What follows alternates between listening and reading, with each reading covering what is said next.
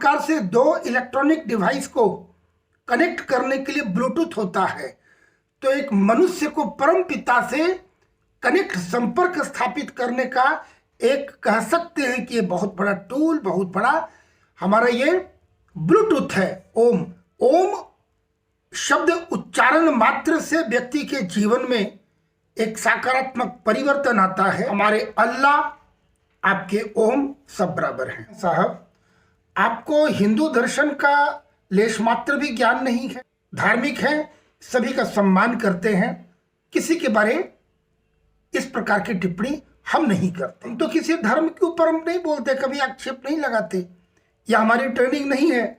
हम न किसी धर्म के ऊपर में आक्षेप लगाते हैं, ना हम पत्थरबाजी करते हैं, ना हम आगजनी करते हैं। इससे कोई भी व्यक्ति लाभान्वित हो सकता है। न धर्म है, न जाति है, न वर्ण है, न किसी प्रकार की भेद है, न स्त्री, न पुरुष, न बालक, न वृद्ध कोई। अरशद मदनी जी ने एक बातें कही कि जब शिव भी नहीं थे, श्री राम भी नहीं थे, तो मनु किसकी पूजा करते थे।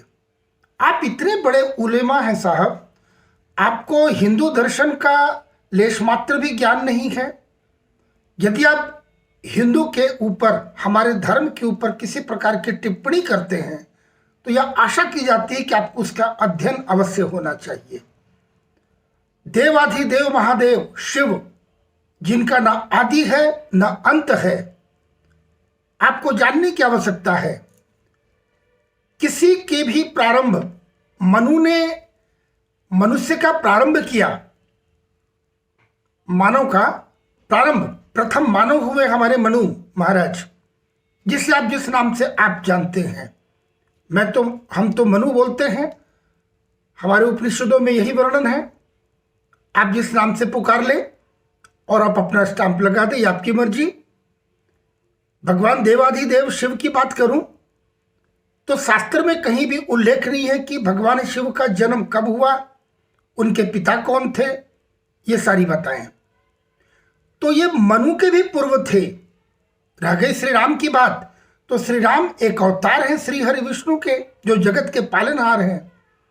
और उसके भी पहले अगर अब ये बातें आती हैं कि भगवान विष्णु या भगवान शिव कौन बड़े हैं कौन ही है, एक बहुत बड़ा विषय है। किंतु आपके प्रश्न का उत्तर देना चाहूं कि जब श्री राम भी नहीं थे और महादेव भी नहीं थे, शिव भी नहीं थे, तो फिर मनु किसकी पूजा करते थे। तो मनु को भी उत्पत्ति करने वाला भगवान शिव हैं। ये आपको अवश्य जानने की आवश्यकता है। जाने और बिना जाने किसी के ऊपर आक्षेप या इस प्रकार की टिप्पणी करना किसी विद्वान का ये कार्य बिल्कुल नहीं है। हम तो किसी धर्म के ऊपर हम नहीं बोलते, कभी आक्षेप नहीं लगाते, या हमारी ट्रेनिंग नहीं है। हम न किसी धर्म के ऊपर में आक्षेप लगाते हैं, ना हम पत्थरबाजी करते हैं, ना हम आगजनी करते हैं, यह हमारा प्रशिक्षण नहीं है। हम सहिष्णु हैं, धार्मिक हैं, सभी का सम्मान करते हैं, किसी के बारे इस प्रकार की टिप्पणी हम नहीं करते। आशा की जाती है यदि आप धार्मिक हैं तो आपको भी नहीं करना चाहिए। और अगर चर्चा करते हैं, सत्संग हो जिसे आप तकरीर करते हैं, उसके लिए आपको अवश्य जानकारी होनी चाहिए।